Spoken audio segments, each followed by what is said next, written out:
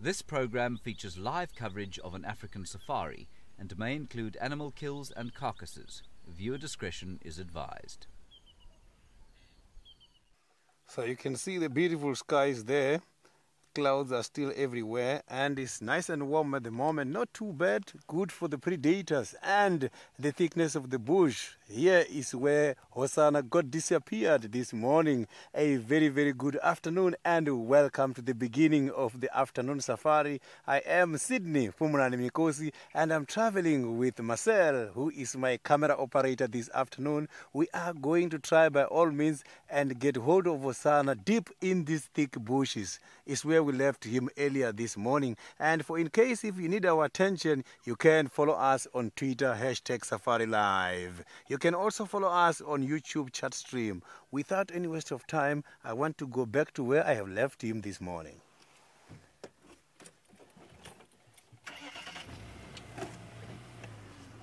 So Hosanna this morning, he was demonstrating some of his hunting capabilities. So chances of finding him with a kill, they are also very high. He was looking very hungry and he was trying. It's just that the prey animals, they were so very much clever this morning. He missed a steenbok right in front of us.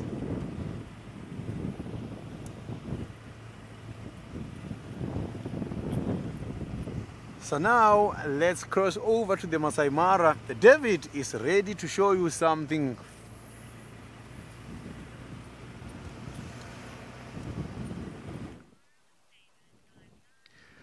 Hello, and a very good afternoon from the Mara Triangle in Kenya, and that's a good yawn. I'm not sure that meant saying good afternoon to all of you, wherever you are in the world.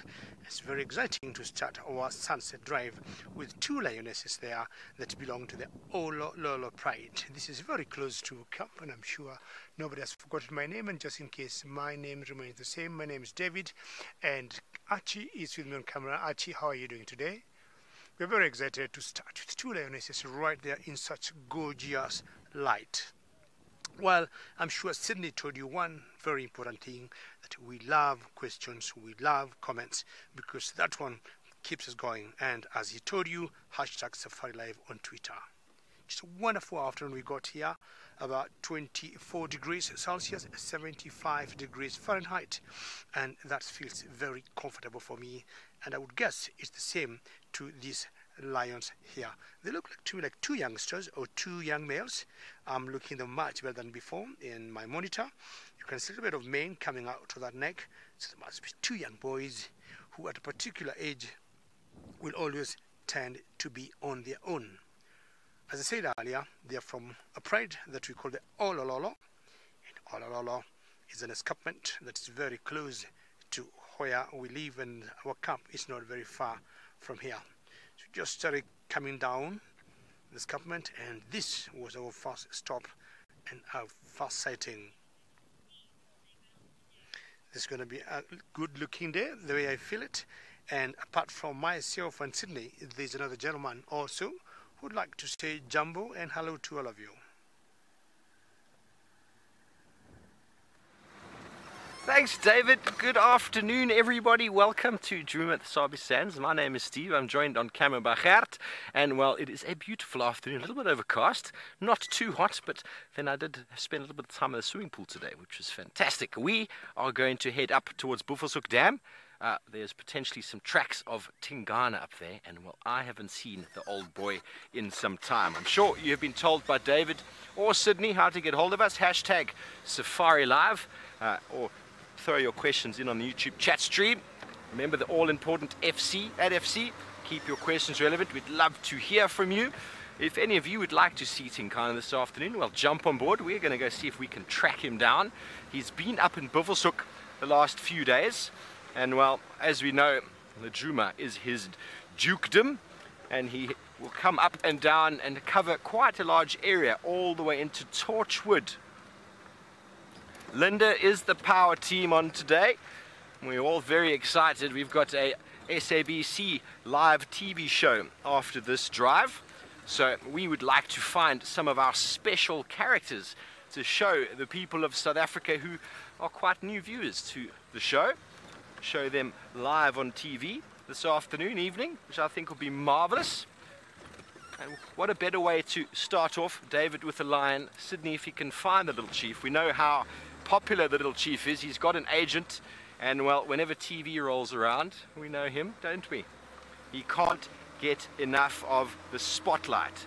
Tingana, well, he is just a star in his own right. He might be a little bit old now, but still a very strong and courageous gentleman who I have not seen in some time, and I'm very excited to feast my eyes on him again. But anyway, David is with an Olololo lioness. Let's go all the way back up to the Masai Mara and see exactly what his lion is up to. Well, I'm very excited to hear Steve got plans of looking for the Duke of Juma at Tingana, which will be very exciting news. And if you do that, you'll make me a very happy gentleman. Tingana is one leopard that I respect out of his age and size, and above all, the dewlap. And Tingana would not compare to these two young boys here. I would say these ones are just jokers compared to the mighty and strong and very good-looking Tingana. But it will be just a matter of time, you know, before these boys also grow into size. And you can see the wind is picking up, and as the wind picks up, they get not really nervous, but you can see their body language changes. In the Mara Triangle, we got so many prides of lions. I would guess over 10 prides, but the two of them belong to the Olololo pride, as I said earlier, and Olololo is the largest pride of lions that we got in the Mara Triangle. And this is just two of the 16 strong lions of this particular pride. One big advantage they got is when they go for a hunt, they would be able to dare even the very big and dangerous prey. I'm talking about buffaloes. 2 weeks ago, they brought 2 buffaloes down in a span of about half an hour and in a radius of only 100 meters apart. That was really special, and you know, it was very cool sighting to see like 6 lions on one buffalo and maybe 10 on another buffalo. These youngsters here, I'm looking at them maybe going to 2 years, and for them to be alone, they're starting slowly showing signs of independence. And of course, as I said, 2.5, they'll be on their own.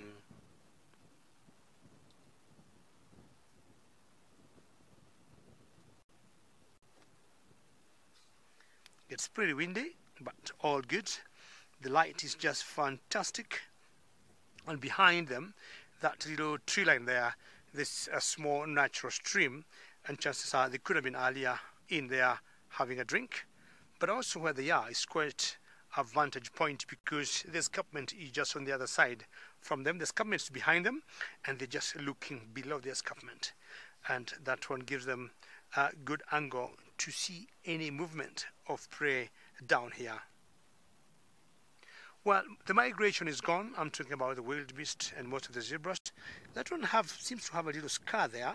If you look on the left cheek, he got a scar, and I do not know where he might have picked that scar from. It's like a little wound.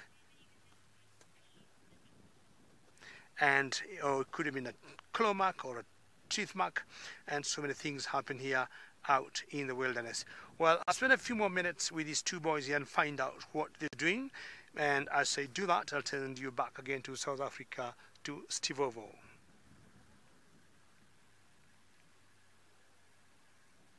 Yes, well, we found a leopard already, and I decided to get out of the vehicle and go and have a look. Look at this little guy here. He is a tiny leopard tortoise. Let me just move the stick out the way for you, and then you can see. Look at that. Now, if you're watching the show this morning, we saw some leopard tortoises getting a little bit jiggy with it, and well, this, ladies and gentlemen, is the byproduct. This is still a relatively aged tortoise. They often are, when they come out, babies, they're about this small. He's giving a bit of a head there. So the scoots, each of these is called a scoot, and that's the protective shell, which is growing seasonally with tortoises. And apparently, if you count the ridges, the down and up ridges, those are the seasonal growths of the animal. And basically, if you then divide that by 2, you then get the age. So, for example, here, 1, 2, 3, 4, 5, 6. Could you believe it that this individual is possibly 3 years old? Look at the size of him, though. herbivores. They feed on grass, and wherever they go is their home. So he's very cute. He's not too bothered by us at the moment. I've moved this stick, and he obviously, that is what tortoises do. They just walk into a thicket, plunk themselves down, and the camouflage, as you can see, is incredible. So the difference between this and the Specs tortoises, you can see how sort of bulge it is. It's more of a dome than the Specs, which is quite flat. Ladybirds, you want to know how long they live for? I think they can live up to the 70s, maybe even more than that. Obviously, different species of tortoise can get to different ages. Oh, fella, don't go and get stuck in there now. He's like a four-wheel drive machine, just moving through. I'm thinking in the region of between 70 and 80 years of age, but there might be other species of the world that are able to get older than that. But the one unique characteristic feature of this very camouflaged one is apparently leopard tortoises are the only tortoise that is able to actually swim. I love that fact. But look how he's disappeared, and that is what they do. He needs to hide there from all sorts of predators. And, well, if Asana found this little guy, that shell would probably be small enough and soft enough for him to break. He needs to get much bigger. We saw two very large ones this morning, well, in comparison to that one. And, well, maybe they are the parents. Anyway, that was a great spot from Gert. Very good eyes. Grace, did you say feisty little guy? Okay. Yeah, I suppose tortoises are feisty. Feisty little guy indeed. Okay, we're just going to move out the way here. We've got a bit of a Herbie family grouping going on. We're just going to wave. Okay, well. Okay, so we're going to head up towards Buffelshoek Dam to see what we can find, because I mean Tingana is in the area. Well, you never know, we might be able to get in for the TV show this evening. That would be first class. But for now, back to David and his lion. Yes, Buffelshoek, chances are you might see Scuba Steve there. I'm not sure how much water we have in that dam, but be happy to see the hippo there. Now, these two boys about a month ago tried to bring, well, not these two, but part of the youngsters, the young males in the Ololo Pride tried to hunt a hippo, and I thought they were just jokers, because hippos are very big animals and rather dangerous. You can see the tail of one of them there that's just wrapped on the back of the brother, and I would guess these two youngsters are of the same litter. The kind of bonding they have, they definitely must be of the same mother and the same father. You can see the spots there are still showing on that young one there, and he's just have a little nap. Either that's a tick or a fly on his tummy, and you can see how his tummy is going. Yeah, two flies there, just breathing. But I would say the temperature is pretty good to have a nap, so I'm not surprised. Wondering where the other 14 would be, and maybe the two boys here are starting to feel it's time they excommunicate themselves from the 14 and start their own life. Chances are they might start their own coalition as the two of them.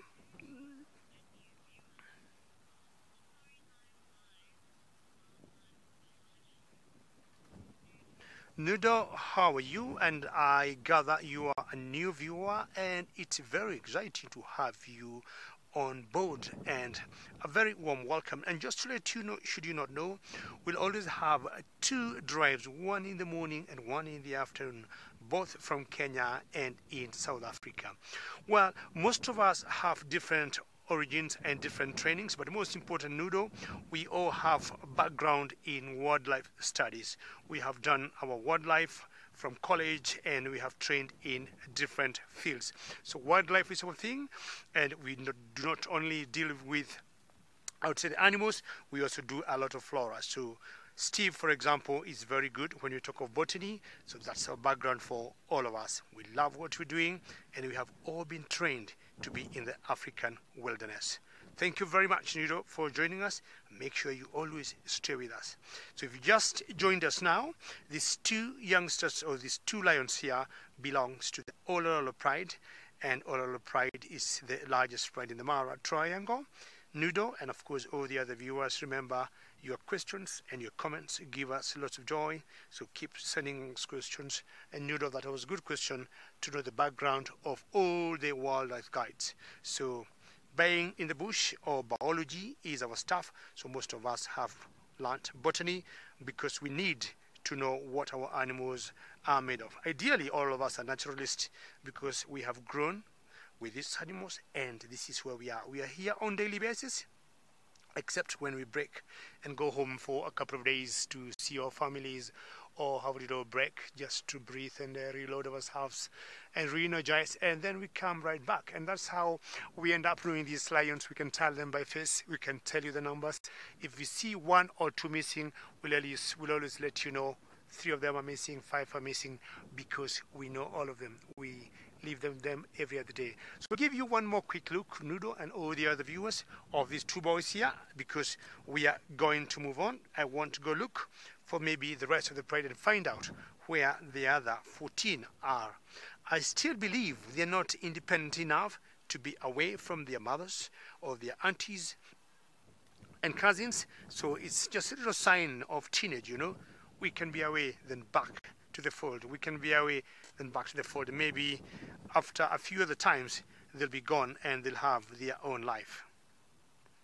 See the black spots on the ears there, the black marks on the ears, which sometimes we say they use as follow me sign. When they walk through the grass, the head is always up, and you can always see the black marks either on the ears or sometimes when they keep flicking their tails up. Well, my friend Sydney in South Africa is so determined to get a leopard for all of us. Let's find out how his search is going.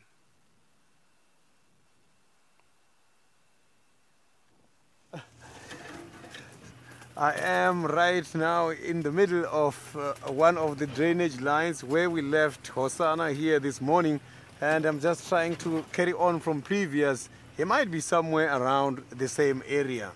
It was already late when we left him. Normally he doesn't travel that much when the sun is getting stronger.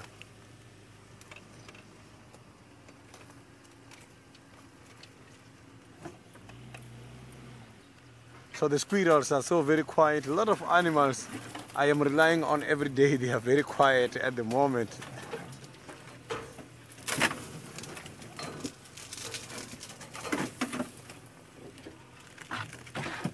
So this is the area where he was hunting a steenbok this morning.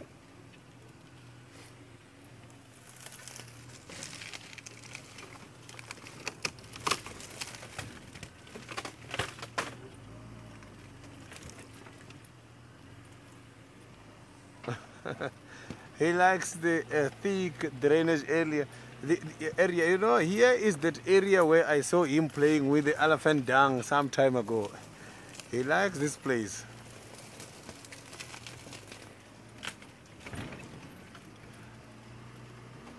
Yeah, that sighting took place somewhere here. So this is one of his special preferences. So he must be lying down somewhere in this gully here. But I'm not going to give up. I'm going to look for him until we find him.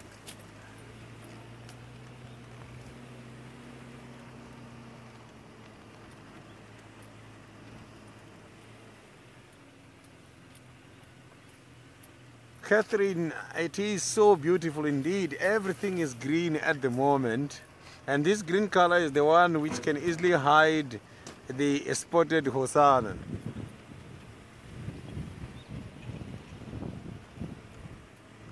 So he's disappearing in between these bushes.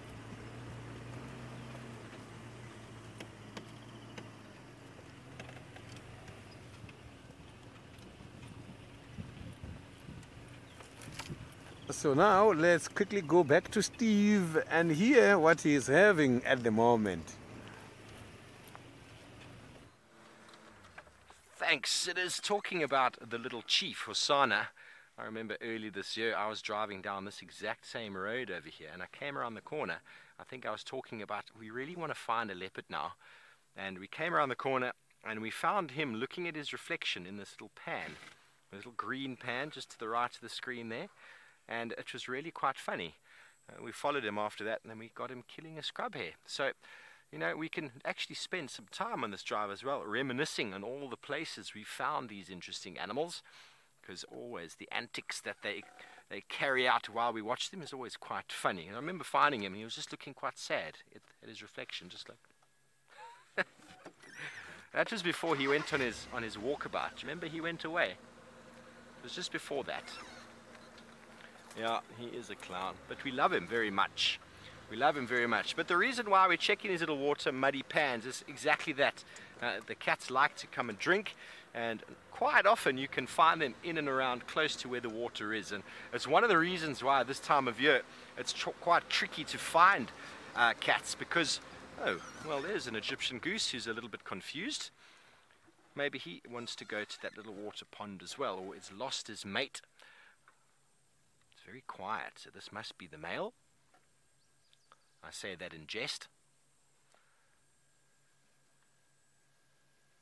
Oh, he's going to come over to that little muddy pond over there. So the animals obviously need to drink every day, but when there's an abundance of water all over the place, they don't have to go very far. And seeing the Egyptian goose this far away from permanent water is very, very interesting. Obviously going to new pastures, or maybe going out on a Tinder date. Maybe it was swiping and was told to come and meet by the pan. Maybe it's Hosana playing a trick and trying to ambush this individual goose by luring him in to a pan where... Emma, can you say that again? Emma just made a joke. So it's known by Egyptian goose as Gimba, not Tinder. Very clever, Emma, very clever. So anyway, maybe Hosana is trying to lure this goose out on a promise of a grassy meal. Some seeds thrown in there, because, well, we know Egyptian geese are grazers and they quite enjoy a couple of seeds off of the grasses. And, well, it's walking very precariously towards the thickets there. It's not a really good idea, if you ask me.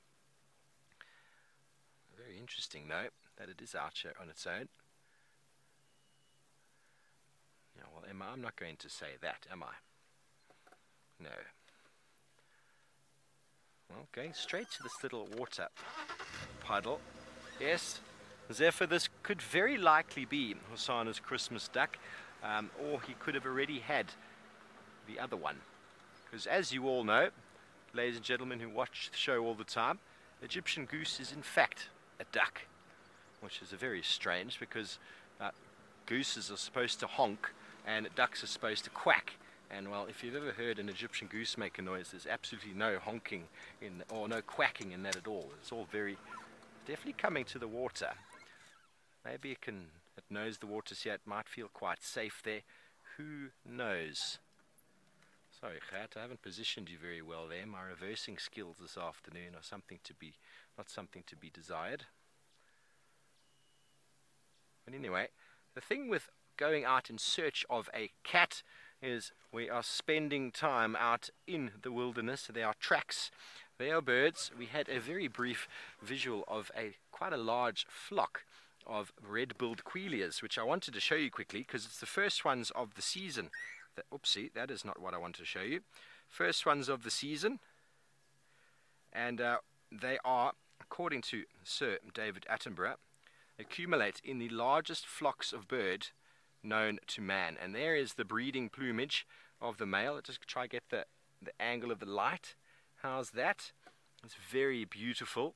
And they accumulate in hundreds of thousands of birds. Obviously the small flock we saw just now was only about 50 maybe, but they accumulate enormous flocks, and they're migratory throughout the country. They don't really go in much further north. They're not a proper migrant, just sort of like an altitudinal migrant, if for want of a better word right now. And they feed on seeds, and they are waiting for the rainfall, and they will accumulate in very large colonies, generally in very sort of stunted knobthorn vegetation, where they'll have their nests, and hundreds of thousands of birds will nest there. Huge amounts of seed are ingested by them daily as they go into the feeding grounds, and they are the food of storks, marabou storks, lesser spotted eagles.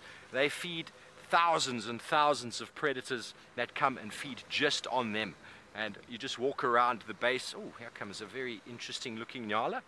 You just have to stop for 5 minutes out here, and the animals will, the geese and the nyalas will just pop out. Here comes a boy about to cross the road in this very characteristic nyala fashion. Beautiful young man is on his own. I don't know. Well, in saying that, you spend 5 minutes with a nyala and suddenly you see 6 and 7 come out of the thickets. And that is exactly the strategy they have, to move in and disappear, blending in with the environment. But the quilias feed on enormous amounts of seed, and around the base of the trees is huge amounts of obviously droppings, seed dispersal as well, and those trees get boosted with a huge amount of nitrogen, big nutrient recycling, big seed dispersal, and well, they are well known on the African continent as a pest to farmers. But essentially the quelia was here first, and so we need to live with them. But unfortunately they are destructive to people who grow seed-bearing crops. But anyway, enough about that. We're going to move on to see if we can find you some other animals along the way.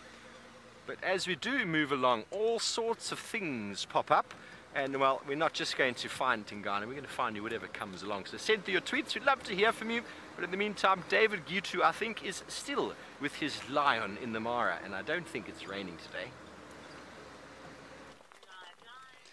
Very good to see Anyala, and even better to see elephants with calves. Look at that small little family of elephants there. And what I'm feeling a bit of spirits coming to me, and I'm not sure we are going to get a storm any time now. And if I look 12 o'clock from where I am, look at that storm. It was scary there, and that's very, very dark. Well, so far so good, and I'm getting some wonderful showers as I am, but hopefully I got a feeling that these rains will just come and pass. But as it is now, it's just starting to fall, and what I may want to do now is to maybe to bring the covers down. We've got a very expensive equipment in the car, and you can see the rain. If you move to the right, Archie, you can see that huge wall of rain in the background there. That is about a kilometer away from where we are.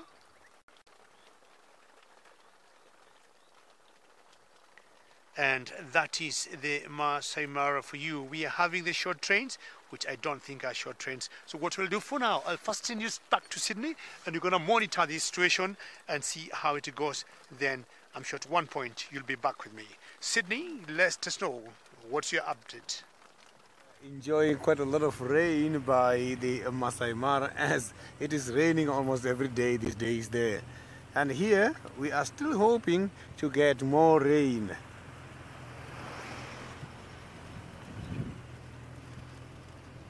So apologies for that. I am right on the main road, which is drivable by anybody.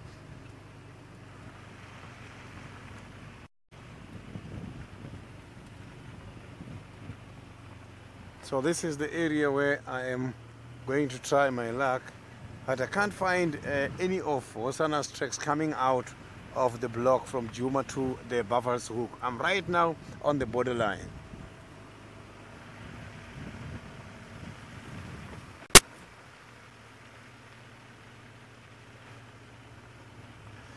Giraffe Girl, the biggest challenge when looking for Hosana, specifically the area where I am now, is the drainage lines, the dry riverbeds. These old dry riverbeds, some of the areas are not easily accessible, even by the 4x4s.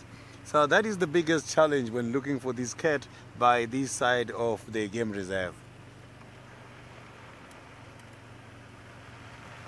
So when in the drainage, you cannot see him until you drive alongside, parallel to the drainage line. It's when you can see if he's lying down in the middle. Some of these drainage lines, we can be able to drive inside them.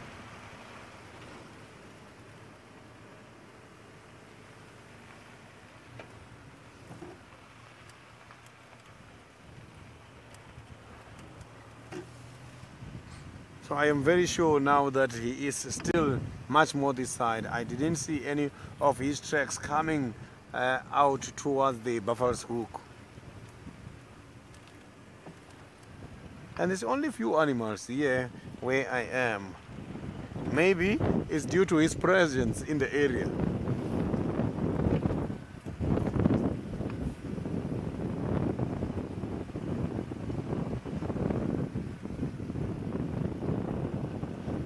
So now let's quickly go back to Steve, who's got a bed.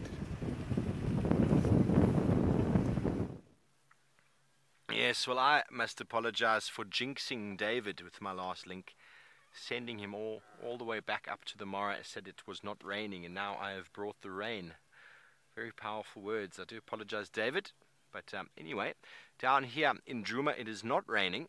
But I wonder, all of you bird enthusiasts out there that have been watching the show for a long time, send through your answers about what bird this might be. The colors aren't that great right now because of the light, but very easy to understand what it is if you're not sure. Send through hashtag SafariLive, what bird is this? Let's see who can be first on the button. I'll wait for your answers, but what is interesting is it's part of a family of birds that live in cavities in trees. So the tree that it's on is a dead tree that's either been killed by elephants or maybe even a porcupine damaged it, and over time it has died. And many species of bird actually use cavities in nests of trees that have been created by the burrows or by excavations for beetle larvae and by woodpeckers and barbets. So many birds then live in those cavities in the trees where they then rear their chicks. And this bird has to compete with lots of other birds for those nesting sites.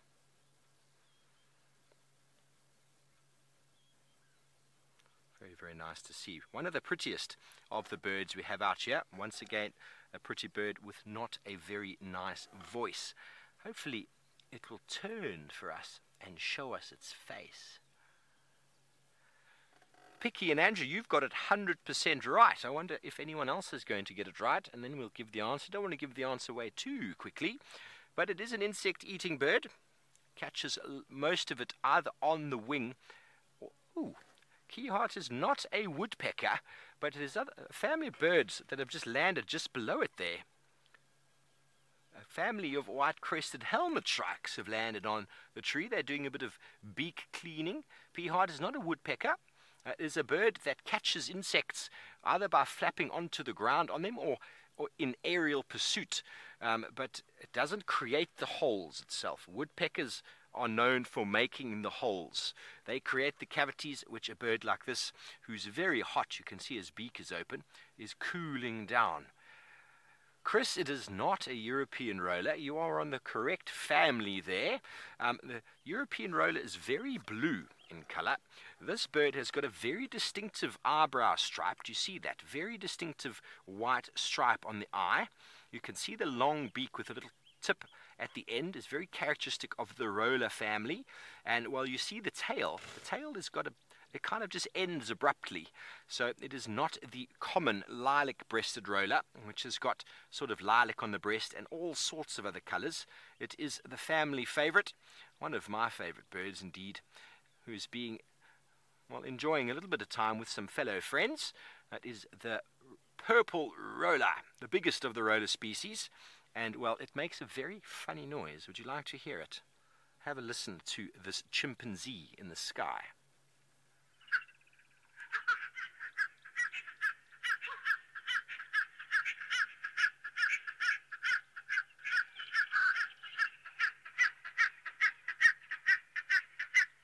How crazy is that? I think it's a very interesting call, purple roller. But an insect-eating bird, they flop down onto the floor to catch their insects or catch them on the wing. Whereas you can see the white-crested helmet shrikes, they're jumping through the branches there. Very agile. They do a lot of what we call gleaning of insects. They feed on probably different species of insects, different areas within the tree, but they're able to access sort of areas that the rollers are not able to. You often find the rollers perched conspicuously out on the end of a branch, whereas these beautiful white-crested helmet shrikes, who are a family unit, they move through the tree in unison, gleaning and picking insects off, almost working like a dolphin family would, assisting each other in rearing the chicks and in collecting the food. Sinak, I have seen all of the South African roller species, and they are a very, very special bunch. And I've got them all here for you on my phone. I can, once we just pan out there, you can have a look. They are probably one of the coolest family of birds next to the bee-eaters with regards to coloration, and also the turacos, I suppose. Here we have on the top, we've got the very blue European roller. Then underneath that is the very blue, but with long spatulated feathers. Underneath is the racket tail roller. You find those up in the northern Kruger National Park and very common in Zimbabwe. Up here is the very common racket lilac-breasted. See the streamers on the end of the tail, which make it different from the purple roller, which is flat at the end. Then one of the coolest ones to see is the broad-billed. It's got a very purple body and a very yellow, bright, contrasting beak. And then at the bottom, the biggest of the species, the purple roller. So those are the 5 that we see, and I've actually seen all 5 of them on one walk in the Makuleki area in northern Kruger National Park. So if you are an avid birder for savanna bird species, the northern Kruger National Park is where you have to go. Racket-tail rollers are there. Probably one of my favorite places to go to. Oopsie. Let's get started. Hello, ladybird. We do indeed get swans in Africa, but I don't think any of them are indigenous. I think they're all imported from North America or Europe. I'm not 100% sure if they came from North America, but possibly from Europe, but not indigenous. Pretty much at every sort of pond and lake we have in sort of suburbia of South Africa, you will find geese and swans doing all sorts of things. They've all been imported, of course, and well, the kids love to feed them breadcrumbs. And wherever there's a park or a play area with some form of water, well, you'll find lots of these birds. My uncle actually used to have a few swans at his house, and they were the best security guard dogs or pets. They used to chase any intruder that came into the garden, and they can be very aggressive, and they could bite quite painfully, as I experienced once on my bottom. Now, I never liked going to my uncle's house after that. He beaked me on the bottom. That's what happened. Okay, so this is an area right here that I've had Tundi many, many times. Going up this road now, this is Drakensberg Road, named after the Drakensberg Mountains that you can normally see, but today there are some clouds, so we won't even try to show you. And just off here, not far away, is our eastern boundary with Torchwood. But this area here on the right is an area that, well, we've had Tundi and Kalamba sort of in the 5-6 month area of when Kalamba was 5-6 months old. She was here often. That was the stage when Hukumuri had moved into the area and was sort of moving in on the western side of Djuma, and Tani kind of moved this side because Tingana was kind of a little bit frail at the time and going through some bout of illness. He had a little sabbatical, and well, Hukumuri was around doing his thing on the west, and Tandi was here very, very often. And so hopefully we'll be able to bump into one of these individuals this afternoon. But while we are moving along, there's so much more to see and to do. And talking about rollers, here is the much more common of the species, and you'll be able to see the very characteristic streamers on the bottom of the tail, which will make it much easier to identify than the purple roller that we saw. And this is the very common and most photographed bird in the Kruger National Park. Look at the streamer on the end of the tail, that thin band. This is the lilac-breasted roller, the national bird of Kenya, and David Gitu's favorite bird as well. That is the kind of bird that looks as if you've given a child a color-in drawing and they've taken every ridiculous color imaginable and put them together. Beautiful, beautiful. The Afrikaans name is called a troupband, which basically means a wedding band. And it is well known to take a lilac-breasted roller feather and to wrap it in a ring and to basically give it to your betrothed as a promise for what is to come in the future, which I think is very interesting. And up in Zimbabwe, back in the days before it was Zimbabwe, long time ago, there was a chief up there of the Matabele people called Chief Lobengula, who was of Zulu origin. They moved up many years ago in the 1800s. And well, it was his color, his feather of choice, and if anyone tried to adorn themselves with the lilac-breasted roller feather, he would have his head chopped off. So from a very nice matrimonial ceremony in the Afrikaans culture to beheadings. It sounds a little bit like Henry VIII right here, but anyway, enough of my babbling. We're going to keep on going up this road here, which is going to wind us all the way up to Buffelshoek Dam in the northeast, and hopefully as it starts getting cooler we might be able to find Tingana. Mike, there are plenty of insects out here that are poisonous, and generally poisonous insects have got coloration that is bright and contrasting. Blacks with yellows, oranges with blacks, those sort of contrasting colors that make them stand out. The monarch butterfly is a very good example. Their larval phase of caterpillar actually takes in a toxic plant called milkweed, and that then leads to the adults being poisonous. There's lots of other insects out here that if ingested could kill us, but a lot of the birds have actually evolved to either deal with it or, because the colors are so bright and contrasting, to avoid them altogether. And when talking about the monarch butterfly, there is a species of butterfly called, let me remember, Hypolimnus messipus. How did I remember that? I don't know, but I can't even remember the common name, but that scientific name is etched in there, and they mimic the monarch butterfly, and it is a term known as Bayesian mimicry.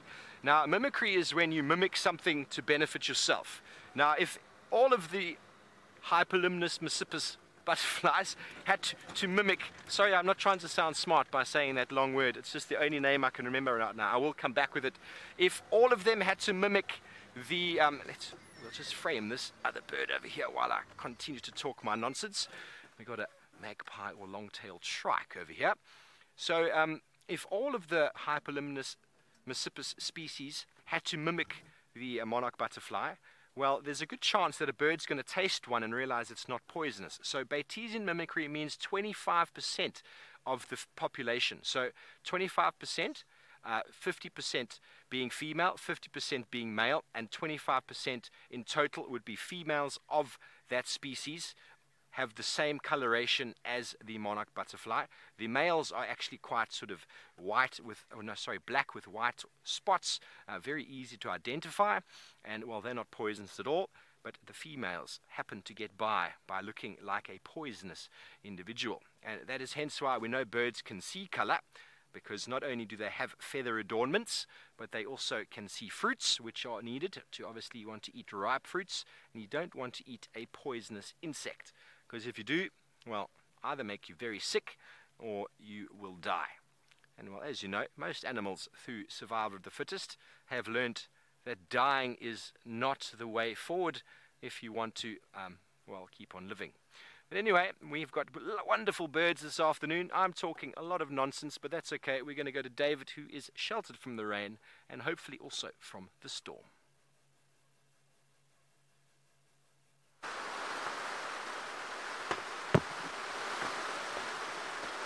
Well, here we are, and if you look through there, that's the situation we are in now, and it's not raining here, I would say, dogs and cats, but it's raining elephants and buffaloes. If you go through, not sure whether anything can go through here, but at the very end there, at one point, just 1 minute, I try and clear this, and you've got some, oops, we've got some elephants there. It's so heavy rain, eh? But here now, but if you actually pan road through there, gonna survive. Just shaking the whole car, but we are fine now. We're gonna wait inside. Be back in action. So let's see whether if we open that side, whether Archie can see anything. Just hold on for a minute. Okay, Archie. This is wonderful. Archie, let's see whether they can see anything from here. Is that okay there?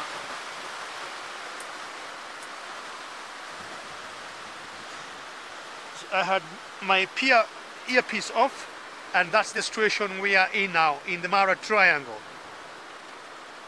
It's heavy rains, and they're apparently meant to be the short rains, but to me they feel, they look and they sound even bigger than the long rains we had in June, July, August.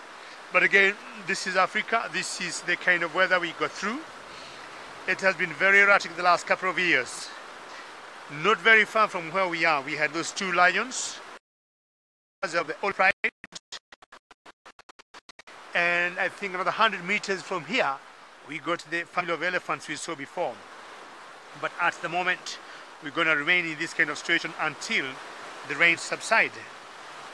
And how beautiful is this? I'm just enjoying it, thundering the canvas. I'm sure you can see it, and the intensity is getting bigger and bigger, which to me is big fun. Elephants will not be affected by this rain because they'll still keep grazing and doing what they need to do. Well, we think we may have to get you across to Sydney.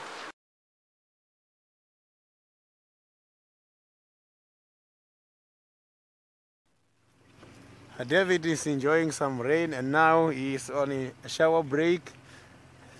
Maybe the time he come back I will be having the beautiful cat already. So I'm checking back again by the Galago Pen because this is the only nearest dam in the area. I'm sure he's gonna come and drink here.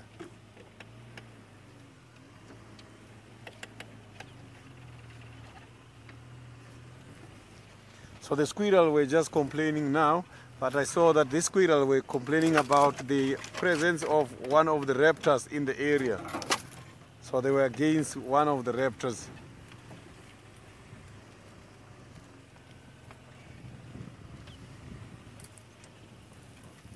So when these animals are against Hosanna or Tingana, you will hear also the antelopes, not only just the birds. But if it's just the birds, then it means it's something small, normally their own predator.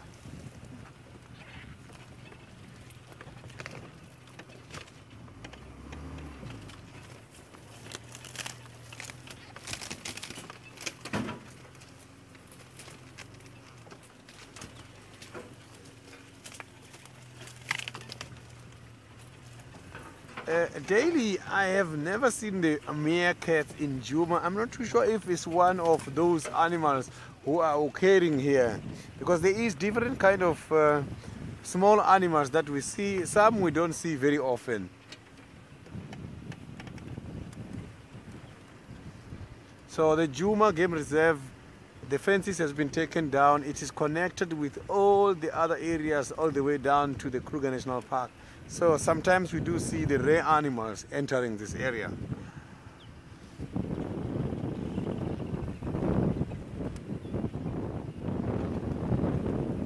So the meerkats are very much rare. It's something which is very, very difficult to find. You're going to have to be very lucky to see the meerkats. So I have never operated.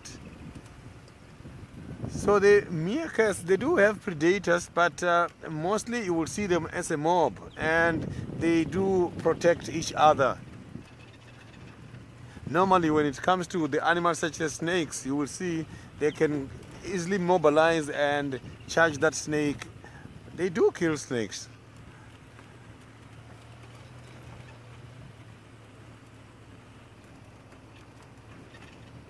So no one is around the pen at the moment.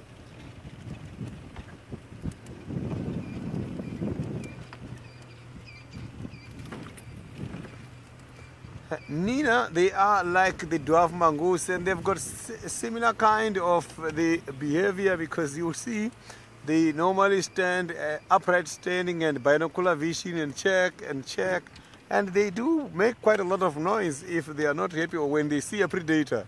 Such as leopards, they do make noise.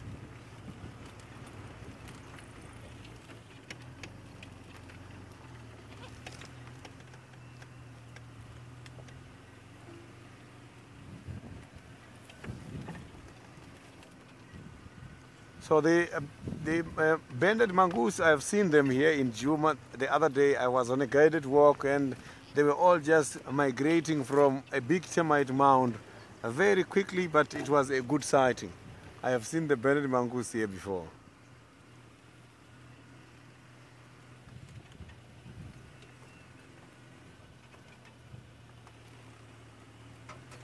So these are the suitable areas for these animals to hide when it's too hot. These big drainage lines.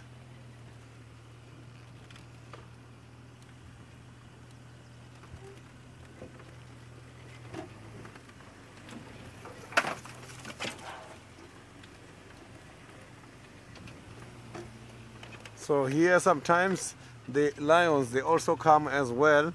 They like this drainage.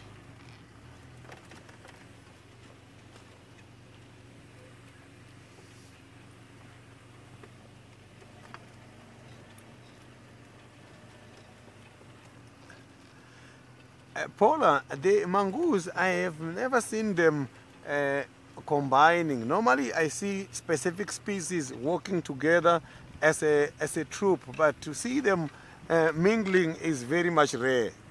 But the possibilities of inbreeding, if they mingle, they are very much high. Animals, they do interbreed if they staying together, whereas they are different species.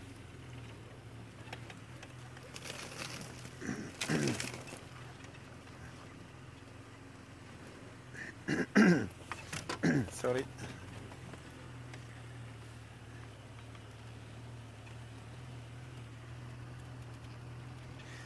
Mike, the Masai Mara is over 1,000 kilometers away from where we are. So the weather on the other side there is different from where we are at the moment. But if you check also here, the clouds is overcast. The possibilities of us to have rain as well tonight, they are also very much high. We might compete for the rain this evening.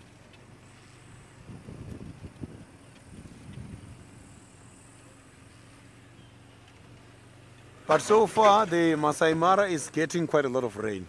It is raining there now very often.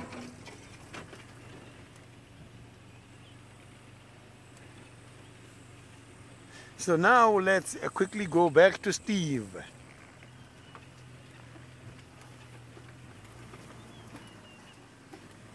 Welcome back. We are still on Drakensberg. Just having a little listen quickly. Rexon's talking to me on the radio. If you just give me one moment. Standing by Rex, I'm on Drakensberg. He wants to know where I am.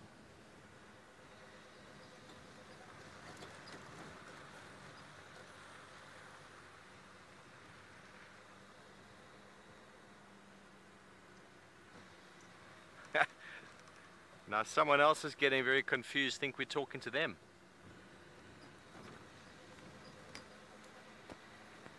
Okay, well that's not for me. There's a whole different conversation going on. I do apologize. There's another guy on the property called Sips. And Steve and Sips, they kind of became very similar there. But anyway, now that the confusion is out the way, David is enjoying himself in the rain that I provided for him. Thanks, David. I do apologize. No doubt it will be a quick downpour and then it'll be gone again. We hope. Do hope. But anyway, we're continuing up on our eastern side. We'll be getting towards Buffelshoek watering hole in a little bit. Taking it slowly, having a little listen and a look around. There's Guari Pan coming up on the left. Ooh, there is a third roller species. This is the European roller on the right hand side. Sorry about my brakes there. You can see the very blue coloration. And almost I am indeed on a roll. That was a drum roll indeed. Thanks, Emma. So the European roller, which comes to South Africa this time of year for feeding. They don't come and breed at all. So there's no competition between them and the other roller species for the tree cavities.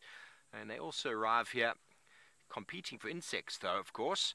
You see how they're conspicuously perched on the end of the branch there. But they come here and they are silent. They are silent visitors to South Africa because there's no point in making a noise and expending energy in that regard if you are not breeding. Most birds that create noise and make all sorts of songs and do all sorts of displays, well, they're all trying to demarcate territory for the purposes of having youngsters. Obviously, either the more defensive or the great, ooh, hello, yawn, or the greater the display might be, or the most beautiful song, well, the bigger the territory, or the more ladies you might have. So you can see the rollers will sit on the end of a branch and use very good eyesight to look for any insect that might be moving around on the ground, and then they'll flop down on it. Del, you say we've got beautiful birds. I think we have some of the most gorgeous birds in the world. I would like to go birding all over the world, though, to be able to compare. But once you start birding somewhere, it is a passion you can take with you anywhere. Because, well, the World Society of Birding has become very, very well and truly united. And a roller is a roller. A turako is a turako. So if you have seen a roller before and you see a bird that you've never seen before but kind of has the same characteristics as a roller, well, guaranteed it is one. You just need to find the local area bird species and have a look. So you've noticed we've seen 3 rollers today. The shape, the form, everything about them really, apart from a bit of color, is very, very similar. And that is why they have been grouped into the same group. But where the name roller actually comes from is in their display. Rollers, when they are demarcating or fighting over territories, and in this form it is looking for tree cavity holes for nesting, they will do these up and down sort of diving, bombarding dives, which end in a sort of left and right wing going up in a barrel sort of roll up and down. And it is very, very traumatic for other birds to experience, of course, because they get chased away. But obviously, the male with a better dive and roll is more dominant than another one. And, well, ladies are looking for all sorts of things like that, aren't they? Just look how he uses his wings. What a marvelous fellow.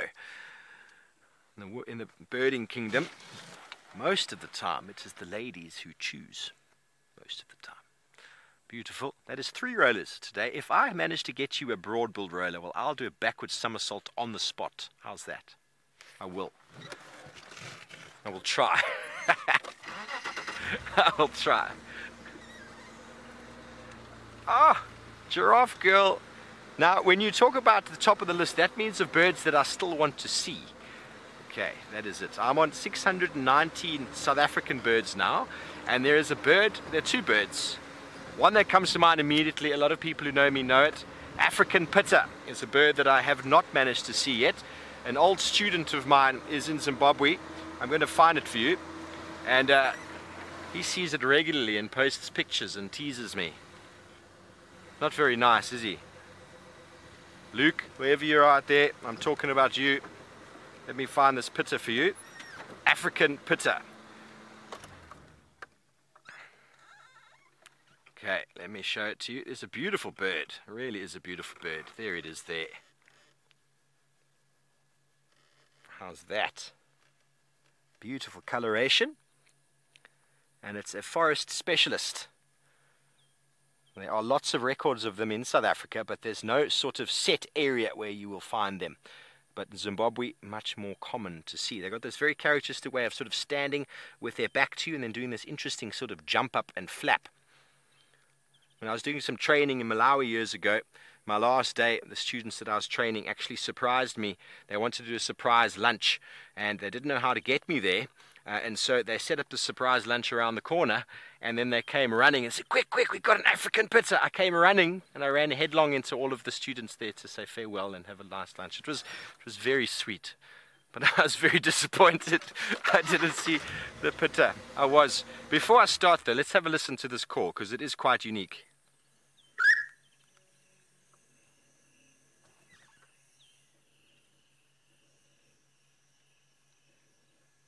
It does this. It stopped for some reason. It jumps up into the air. Have you seen one, Gert? Gert hasn't seen one. Okay, well, it's not the coolest call in the world. Obviously, I want to see one. I don't need to hear one. But common in Zimbabwe. There are records of them all over the eastern side of South Africa, but not for me yet. We'll get one. We'll get one. The bird list continues. Del, we do get lots of finches. Fire finches, there are at least 2 species that we should get in this area, the Jameson and the red-billed firefinch. In the forest areas you'll get the African firefinch, possibly possibly get it here sometimes in sort of more thicker areas. Then sort of up in the more dry areas of the Kalahari, you get the scaly feathered finch. There's a very cool bird called a cutthroat finch. I've never found one here. I found them up in the north of Kruger. It's a little whitish bird with a red line across the neck. And the name is quite easy to understand. Cutthroat, it looks like it's been severed, the neck. Very cool. Here we are at Gwari Pan. So there's a lot of finches. I can't tell you all of them off the top of my head now. Lots of waxbills and finches. Here is the next puddle and pan, where many times Thandi and Tlalamba have been seen. So we're just going to be checking all these areas for tracks. Maybe if we spend enough time here, we'll get a couple finches coming down. Let me see if I can quickly find a page of finches. Here, I'll show you the cutthroat finch really quickly. Before you run off to David, let's quickly have a look at the cutthroat finch. And then you're going to leave with that red line across his throat. He's bleeding out, but don't worry, he's going to survive. Let's hope David survives the rain.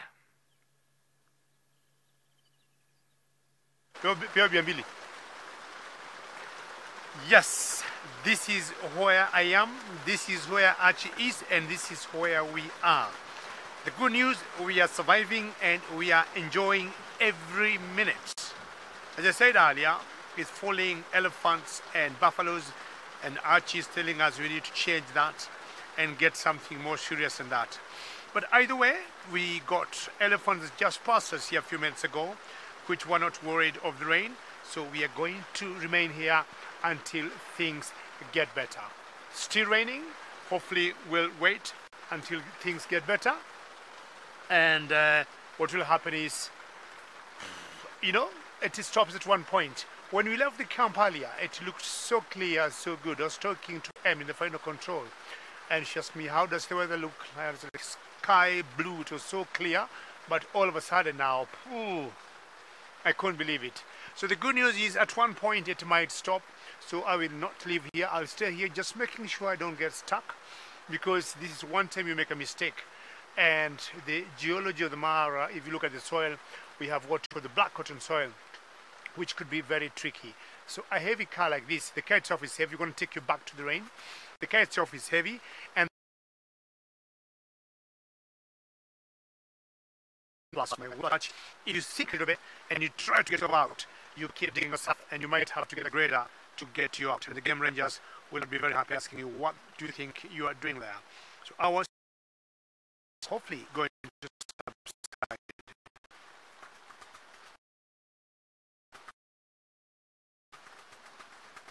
Sean, temperature that could be too cold for lions, I'm looking at anything below 10.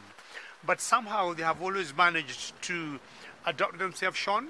And when it gets very cold, you see lions curling themselves and just tucking themselves in and holding just to keep their body temperatures going. Not once we have seen prides of lions coming together next to each other when it's very cold. But somehow in Africa, we have never seen lions are shown suffering because of cold temperatures. But I would guess anything below 10 would be a bit of a worry, even for us as human beings. As much as we shall always know what to do to wear 1 or 2 layers, anything below 10 degrees Celsius could be a bit of a concern for lions. Well, you can see the amount of water that's raining there. So what we've done, we brought the flaps down, brought our windshield up, and just staying here resting and talking stories of the rain with Archie. And I'm telling him how I used to like the rain when I was a small boy, and he's saying he doesn't care about the rain. With the choice, he doesn't want even to see it. For me, it looks pretty good. So let me see if I can turn around here, but I have to be very careful. If I do one small mistake, we might be stuck here for the next couple of hours. And the challenge would be to get someone to come and tow you out, because they'll wonder, how do we get there, So people will be like, we'll see you later. Or they'll want to come with a game ranger, with a gun, for example, and make us walk to their car where they know they're safe, and they take us back to the camp, and they'll tell us we shall come back here tomorrow to get the car. I don't think we want to do that. What we want to do is to cross fingers, as much as we want the rain, and hopefully it's going to subside maybe after another 10-15 minutes. Who knows? But sometimes, you know, we have to take it as it comes.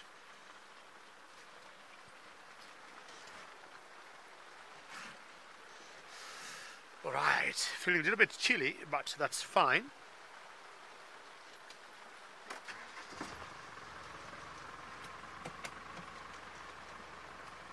We just want to change the angle a little bit because we got water coming in the car. We don't want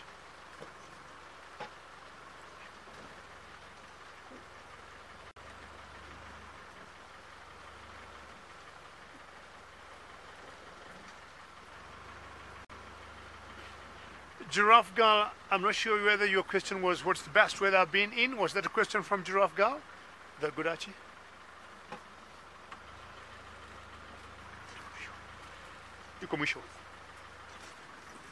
Okay.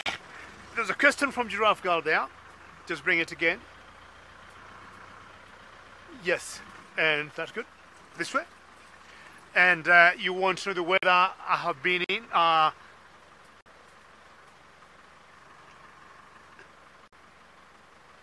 Keep going, keep going. Okay, Giraffe Girl, sorry, this is an angle Arch wanted. Arch is always very particular on the angles he likes in terms of shooting. Well, there's so many weathers who have been here, and I think the worst weather I've been in was in the middle of this year.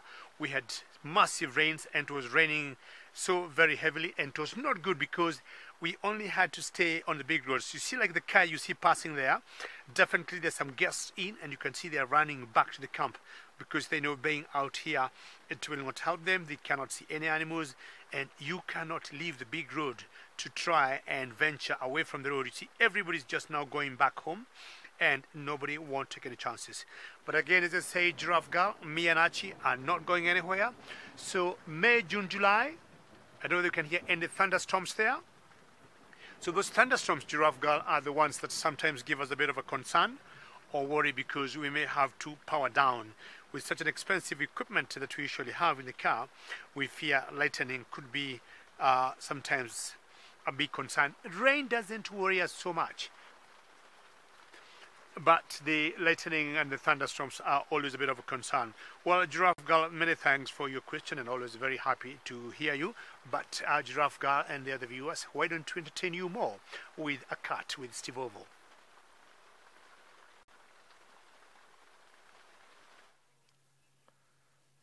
We're gonna do the Tinganana dance. We're gonna do the Tinganana dance. Look at what we found.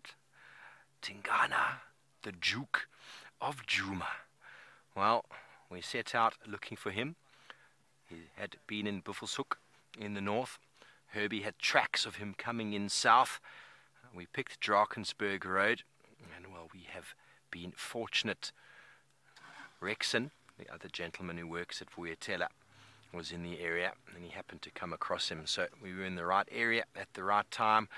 But he is on a very particular route. I know this route quite well. I've followed him along this before. I'm going to reverse back, keep up with him. Exactly where I spoke about Tundi 5 minutes ago, or so, when I started rambling. Oh, that might have been at the beginning of the drive. This is where Tingana is now, exactly on that spot. So he's walking straight down this Drakensberg Road. This is a road over here called Leadwood, which I've followed him on a number of times. And what he did those last couple times, let's just have a look. You're right there, Gert. What he did that two times that I followed him, is he crossed into Chitwa, because this pathway will take it straight to Chitwa. But he crossed just onto the other side of Chitwa, looked down towards the dam, sat down by the pan, and just started calling to the world. And then he stood up and walked parallel road and then went into Torchwood. So it was very special to have spent time with him then. That when he was just coming back, he was still limping, he wasn't looking in good form, but he was giving it everything in with regards to the territorial calling. And well, now he is on another walk.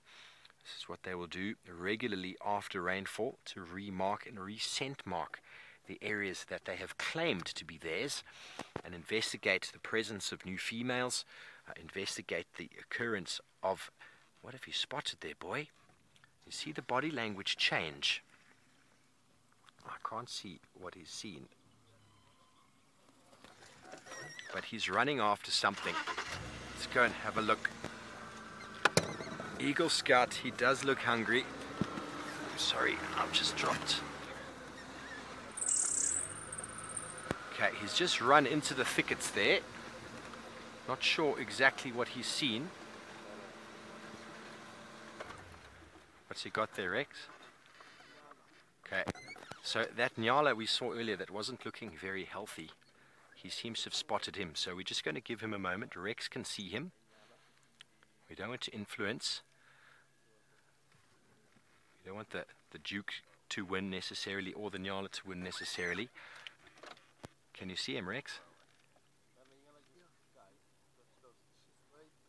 Okay, so the Nyala is very close. I'm just going to move up a couple meters so that we can maybe get him in frame. There we go, he's just here. He's just there. Just moving out the way. We've got another vehicle on the way here. Rosemary is definitely making, well, at the moment he's keeping to a very normal sort of territory line, but now he is looking to maybe catch some food. But most certainly, Emma, if you'd like to invite some more viewers on board, we don't know where this could go. He could most certainly catch this Nyala. I haven't seen the Nyala. He saw something very camouflaged. Rexon spotted it, told me there's a Nyala there. Oh, and there's...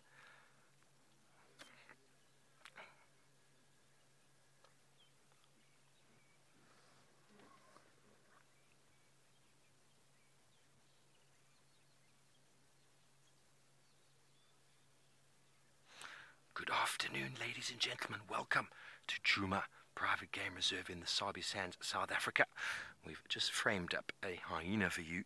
It is not what we're in the sighting for. We have got a big male leopard just here in front of us by the name of Tingana. He is the Duke of Djuma, and he has spotted what we believe to be a frail-looking Nyala somewhere hidden there in the thickets. Anything could happen right now. Please feel free to send any comments and questions you might have through to #SafariLive, or drop them in on the YouTube chat stream below. We'd love to, or in the comment section below, I mean. We'd love to hear from you. Look at his intention. This is the reigning Duke, the reigning dominant leopard of this area. He's been up in the north. After some rainfall, he is now finding the need to move through his territory and demarcate through scent marking. The rainfall has washed away the scent that he's laid down, but along these long wanderings, he gets quite hungry. I'm not going to move. We are in the sighting with other vehicles, but I don't want to disturb him or the Nyala. Each individual needs to have their fair chance, and, well, leopards, as we think, are very successful, but the camouflage, stealth, and alertness of the antelope animals is very, very good, and while they often avoid being caught when they're on their own, sometimes it's quite tricky. Romit, you want to know how far away it is? I can't quite see it at the moment. There's a vehicle behind us that had in fact seen it. We're just having a look through the thickets now. I'm going to look with my binoculars because I'm in a slightly different position to Gert on the back. He's going to go for it soon. We might as well quickly just introduce ourselves. Hello, my name is Steve, joined by Gert on camera, and, well, the man of the hour is right here ahead of us. Joan, is he a loner? Leopards are loners, actually. You don't find leopards with other leopards generally. Males stick to themselves, females are to themselves unless they have cubs, but the hierarchy that happens out here in Djuma Private Game Reserve, we are seeing some incredible scenes of late with, well, this male leopard stealing from his son, this male leopard stealing from his previous girlfriend, and, well, having interactions with a year-old cub as well. So the dynamics here are incredible, and, well, we document it. Okay, so we're just watching his body language. Thomas, you want to know if leopards are more successful at hunting than other cats? Well, lions and leopards have invariably got a roughly about a 20% success rate when it comes to hunting. Cheetahs probably a little bit more than that, but it's all about terrain, experience, and, well, anything can happen. You can watch a leopard hunt 3 times and it can be successful. That could just be luck. It could be terrain. It could be the day. But then you can also watch a leopard or lion hunt numerous times and be unlucky. So they're not known to catch as many prey or every single animal that they see. And so that is how the balance in nature works. If they caught everything they saw, it would just be a bloodbath. The antelope are as well adapted to surviving and evading predation than he is. Well, he's making a move. He's probably going to come out a little bit onto the road where it might be a little bit quieter for him to move, or he's going to go through the thickets there. Don't want to do too. He's going to come around that tree. I don't want to do too much movement. Okay, he's lost sight of the nyala, so he's trying to move in. I just saw something running across that open area that I was looking in before. I'm going to move slightly here just so we can get the other people behind us a view.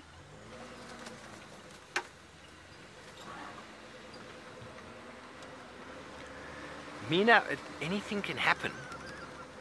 Anything can happen. An injured leopard could catch anything, really.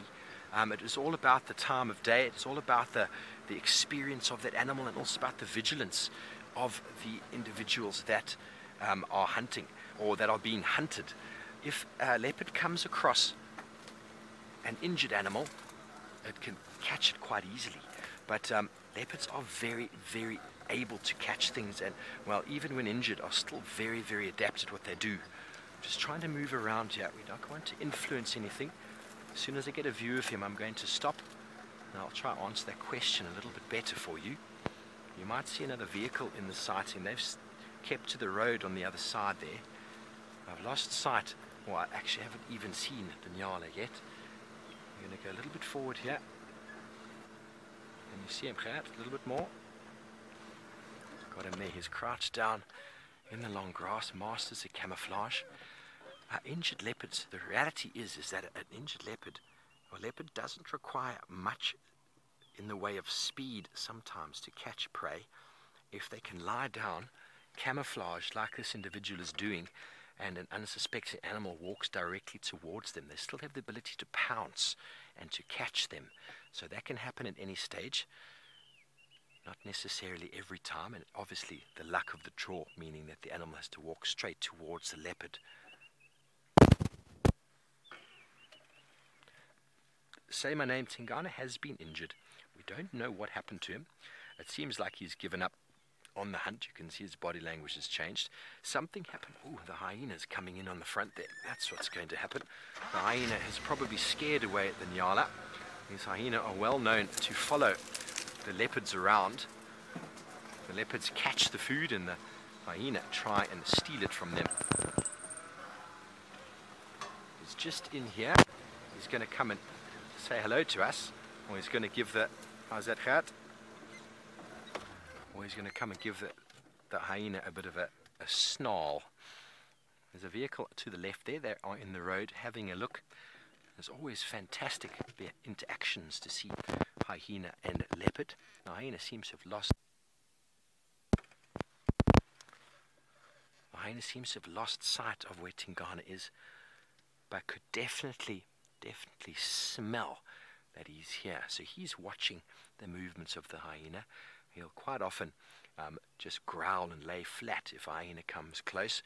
A big male leopard like Tingana has got a reputation, and hyenas quite often just stay clear. Shah, it is all about camouflage out here, and this is the leopard's paradise. This is exactly where they belong. You'll see he's going to walk just around in front of us here. And, well, we're going to be hard-pressed trying to keep up with him if he keeps walking on this route.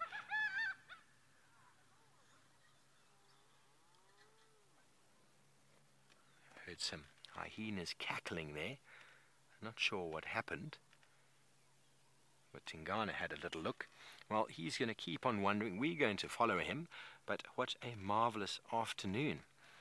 I'm not sure, Bonnie, when the last time he ate. Hopefully we'll get him eating now. I haven't seen him in months, His belly is looking very empty, and I'm sure he is hungry. He's not moving very fast on the territorial sort of movements that they do have, and I haven't heard him call. Demarcating quietly so as to also snatch a meal along the way. Well, folks, we are going to still be live for the next, I think, hour or so, maybe 45 minutes. Google, love to see you there, but please feel free to enjoy your afternoon further, and we'll chat to you soon. Thanks for your comments and questions, and goodbye.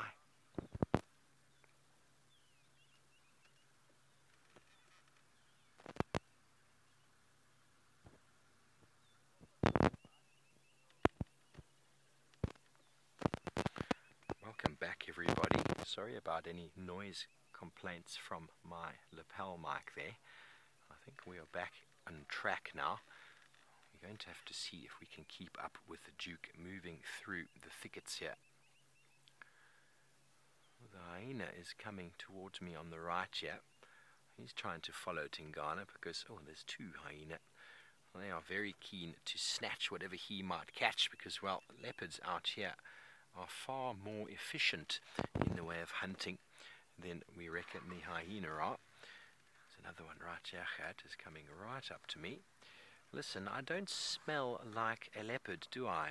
No, I don't. You smell foul. I just got a whiff of her.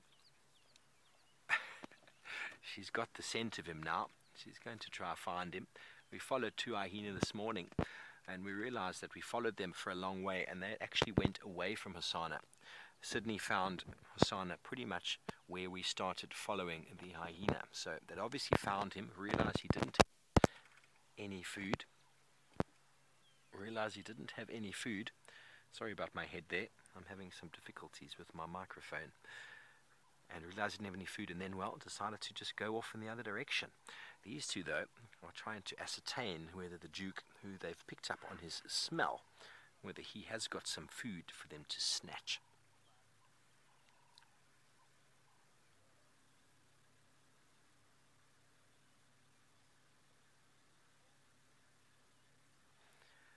Everyone's saying that they look very curious. Well, there's nothing more curious than a spotted hyena. And it's really interesting being back. There we go. Get a two-shot here of Tingana and that leopard. Just straight through there, Gert. I wonder if you can get him.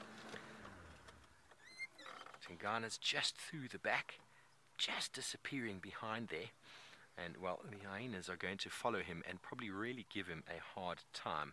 They won't really do too much towards him. If he's got some meat, they might try and snatch it off him. But as I was saying, Tingana develops a very nice sort of repertoire with these hyena, a reputation that they very well know, and they'll probably leave him alone even if he's got a kill on the ground. But if there's two of them, three of them, it might be a different story. One, definitely leave him alone. They can't afford to combat the battle-scarred veteran, and well, he can't really afford to battle with them, but just through sort of aggressive response or growling, quite often can get away. Okay, well, this is not going to be ideal. I'm going to go through the way that I came in. Hold on, folks. Get out of here. Rexon has still got sight of Tingana, so we're not going to lose him anytime soon. Just the problem being, if he keeps up with a southerly trajectory of movement, well, he might cross south. Hopefully he will stay, because as I said at the start of the show, him and his son are both movie stars, and they received the email about us being on SABC3 again on Sunday at 6:30 p.m. and, well, he's in time. He feels like he needs to eat a little bit before, because you know, he's got a bit of stage fright, and a belly of meat, belly of nyala, always seems to do the Duke very, very well, as we've seen in the past. Even if he snatched it from his son, he'll take it. But anyway, I wonder how Sidders is getting on. I know he's in search of the aforementioned Hosanna. Let's go and see exactly where he's at. I am still looking for Hosana Steve, and congratulations for finding Tingana on the other side. I am sure Hosana is also gonna come out somewhere in one of these areas.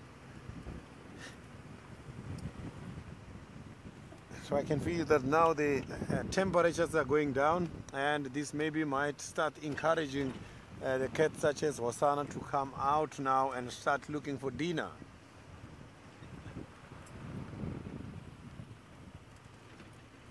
We saw this morning he didn't get the breakfast, so now he's gonna have to look for a very big meal.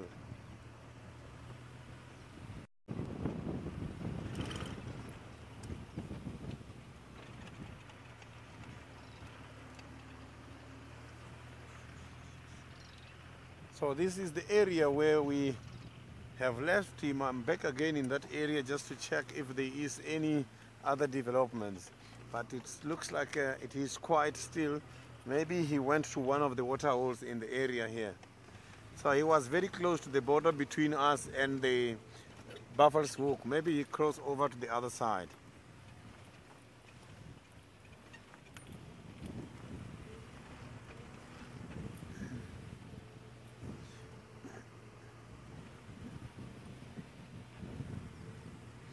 Yeah, they are very far apart at the moment, as the dad is much more towards the eastern side and he is much more towards the western side. So the dad is very far at the moment.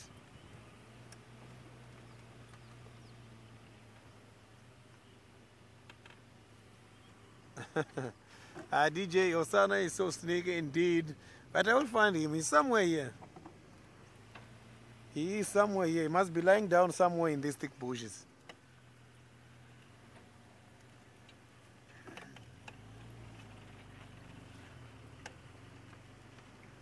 So you can see that the bush is very much thick at the moment. So maybe this is what is making it difficult for us to spot him.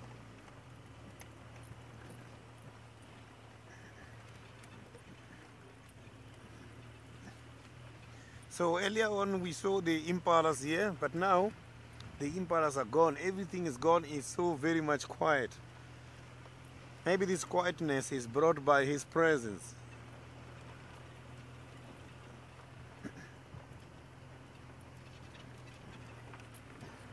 Not even the squirrel to give us a phone call about where he is. It's just very quiet.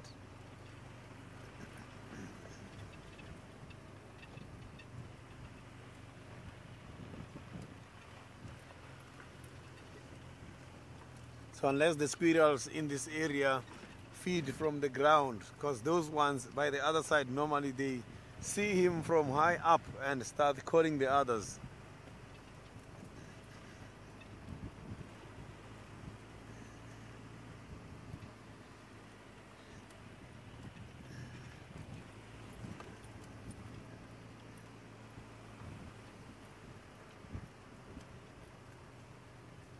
Yeah, that is why I am trying by all means to find him, so that at least I can have him for tonight. So he's very shy for the TV show, maybe.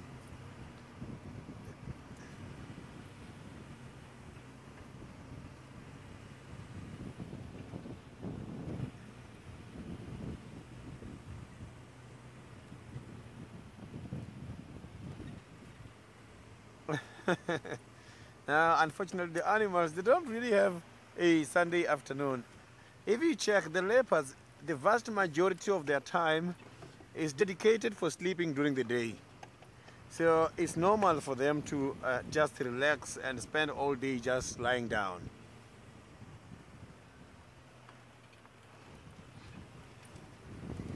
So coincidentally, they're doing it every day.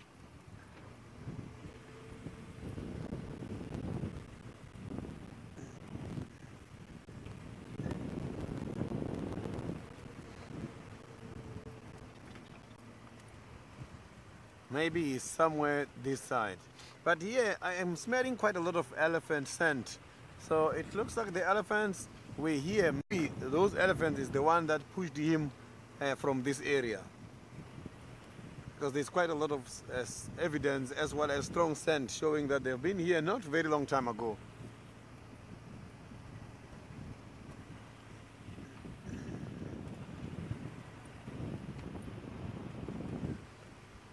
So now let's go back to the Duke of Juma.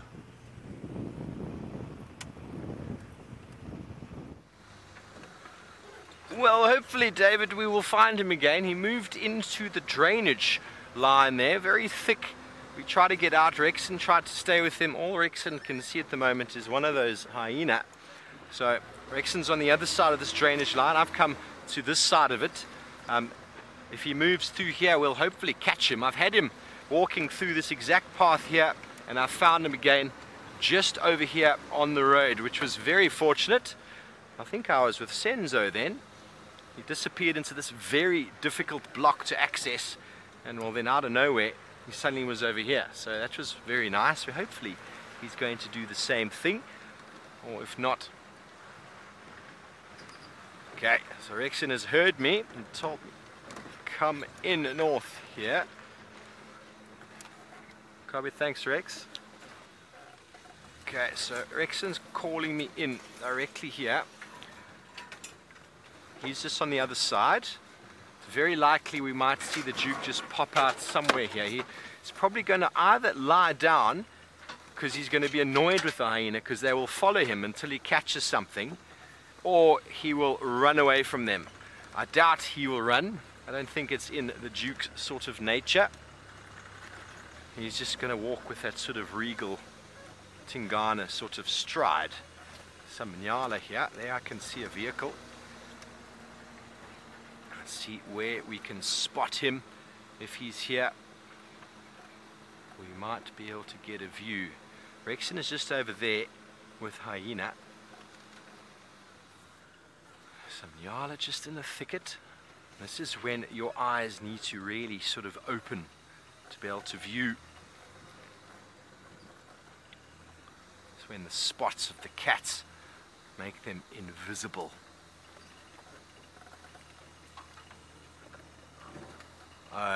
Well, some of the viewers want to know, when is it more difficult to spot a leopard, when it's green or when it's dry? The interesting thing is that when it's green, there's far more cover, which it's tricky to see. You can't see very deep. But the amazing part is that leopard's camouflage is so camouflaged that when there's hardly any cover, they blend in. So it's kind of designed for both purposes, really, of blending in when there's thick stuff and also blending in when there's almost nothing. Well, let's just have a little listen. Move 2 meters forward, and then you can at least frame up this little family of Nyala here that are seemingly completely unaware that there is a male leopard somewhere in this area. The hyena will probably keep Rexon moving towards Tingana. Luckily we've got him in the scene, so we can at least assist each other in the movement. But you can see how dense the vegetation is. The Nyala blend right in. Takes everything in the leopard's ability to be able to stalk these animals out here because of the thickets.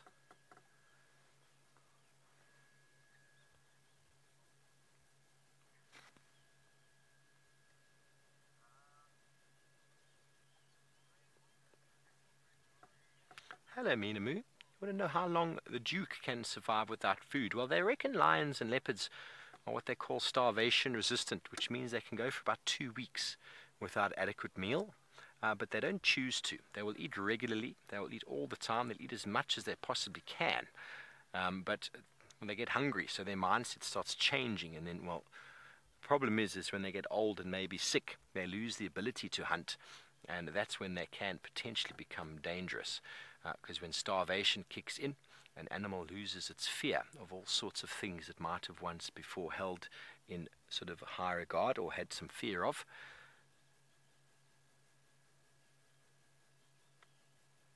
But yeah, about 2 weeks would be about the limit but they will eat much more regularly. Ravinda, well, we are looking for a leopard, but if you were in India, most certainly you'd probably be seeing a tiger with those stripes there of the nyala. If only the nyalas could fool the leopards into thinking they were tigers, and they wouldn't get eaten as regularly as they do. Okay, so I'm just going to get an update from Rexon here to see if he can see anything. The radar is quite busy, so just trying to get a gap. Rexon, Steve?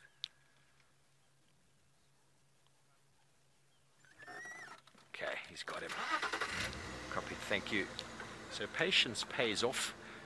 Follow the animals, follow the hyena, follow Rexon, and you'll be okay. Okay, oh, there he is, he's right there. I'm going to stay right where I am, because the nyala are right here, the same nyala we've been looking at, and they have no idea.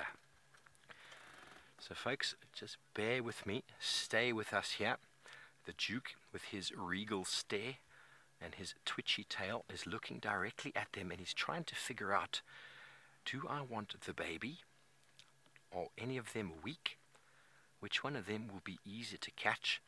Or, oh, no, I'm going to lie down. Well, there we go. Maybe he can't see them. That is incredible. He's not far away from these nyala, and seemingly, because of their camouflage and their ability to stand still, he has lost sight of them. He knows that they're here. He probably heard them, the little footfalls, the drop of some dung on the ground. But he's looking around as if he has lost them all together. If he comes straight down this game path, because where we've got him here, just down in front of him, there's a game path that runs straight towards me.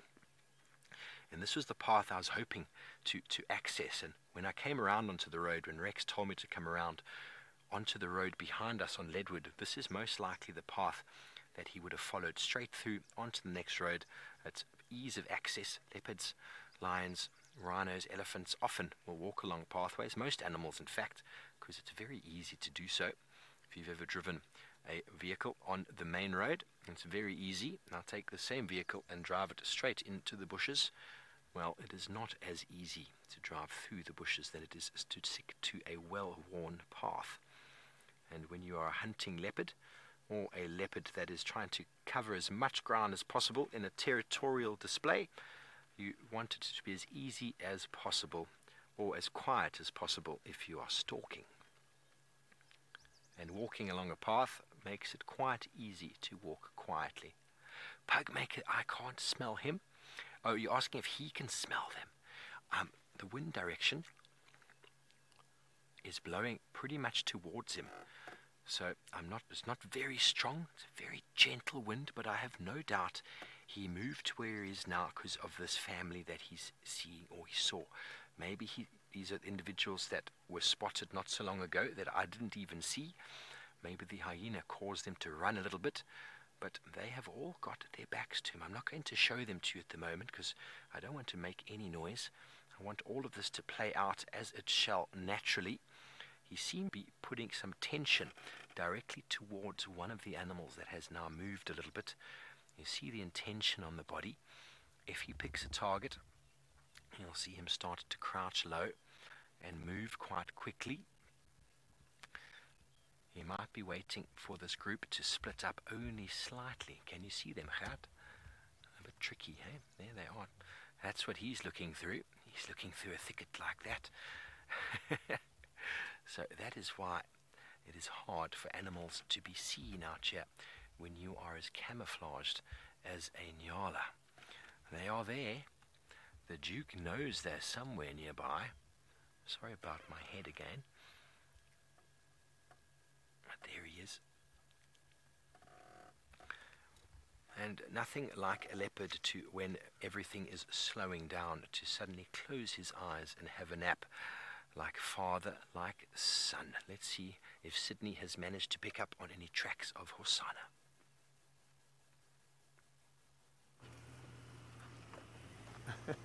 The sleepy Hosanna is still sleeping somewhere here, because I can't even see the tracks coming out, in and out.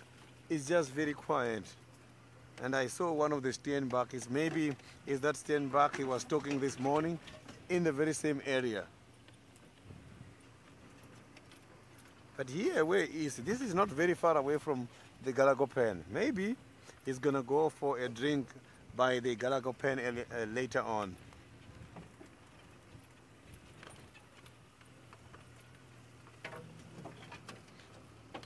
So there is quite a lot of daycares in this area. So he likes to be. This is the drainage where he had the two dead nyalas a few weeks ago.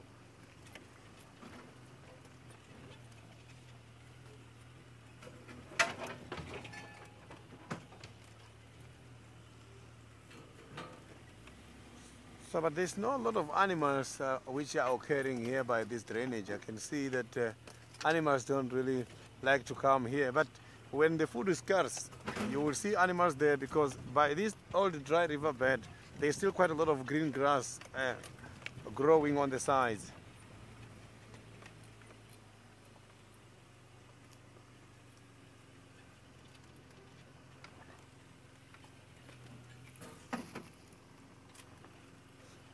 So maybe somewhere deep in this drainage here.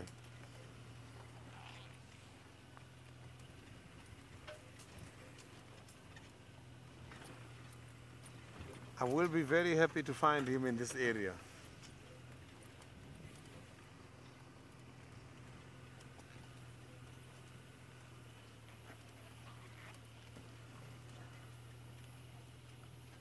So the thing is, gonna lie down flat. It's going to be very difficult for us if it's not at the open space.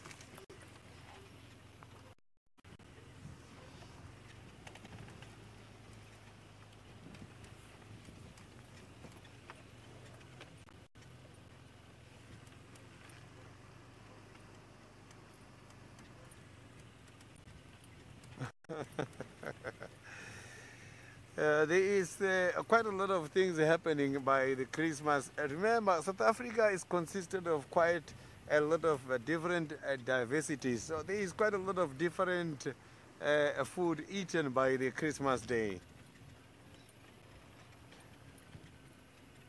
A lot of people by Christmas day, they prefer pork. Some they eat a lot of goats, and some is when they're taking down some of their cows.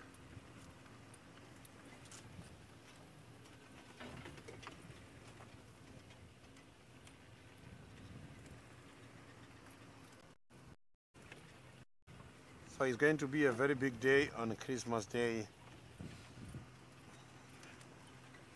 But I will be here, I will be in the bush by the Christmas Day.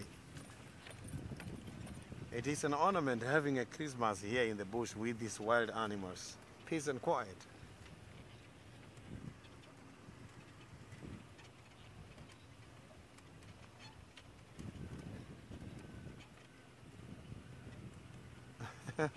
So the ladies from the FC, they are busy preparing some of the Christmas food for us. I'm not too sure specifically of what kind, but I have been told that it's going to be one of those best Christmas ever.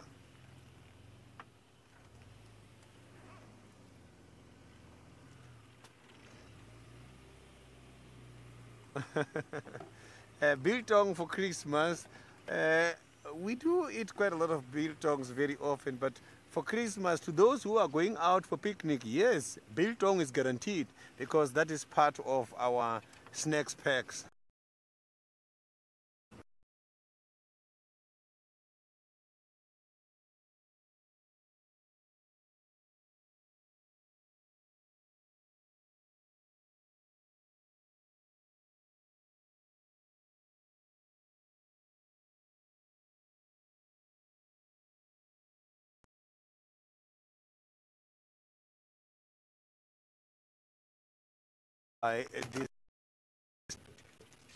Now I can see that he's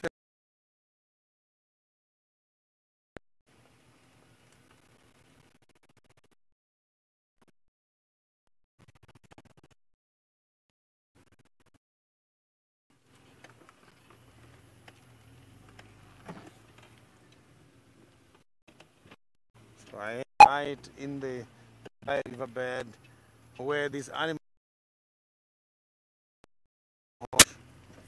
Maybe he's not in here today.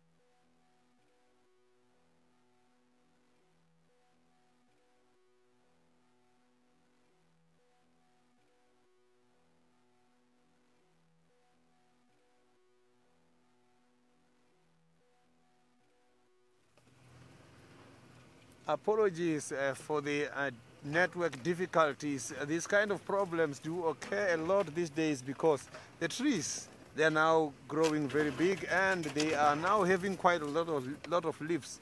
I am still trekking for Hosanna here in this area and still hoping to find him somewhere in this area.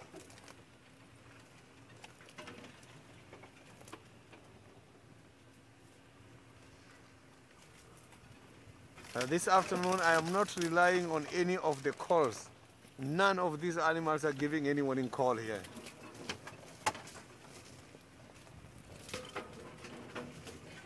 But that does not mean he is not here. Maybe he's hiding somewhere here.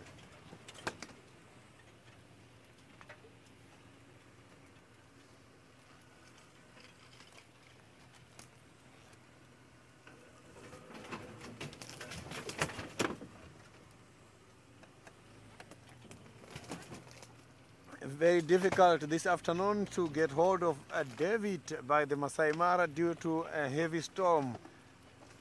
Apologies for those kind of technical difficulties again. So it's not only affecting us, it's also affecting the Masai Mara.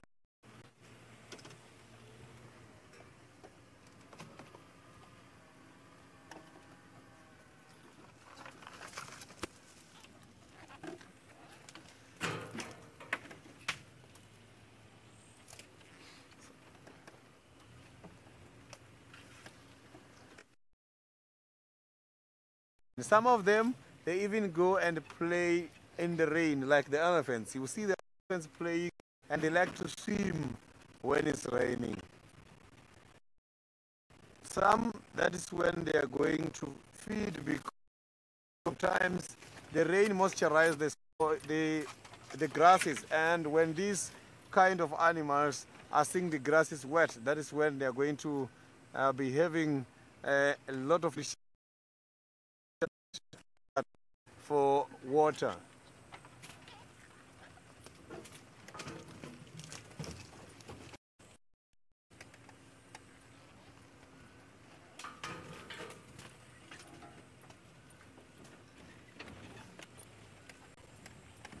Cross Spider, I didn't copy your question very well.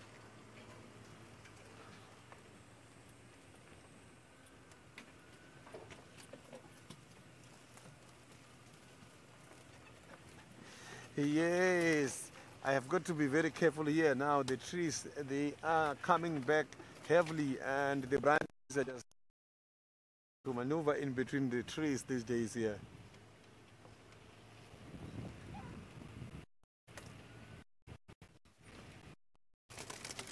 So during the dry season, it was very easy. I have been here on several occasions, and there was no problem. But now, too much problem on the same road.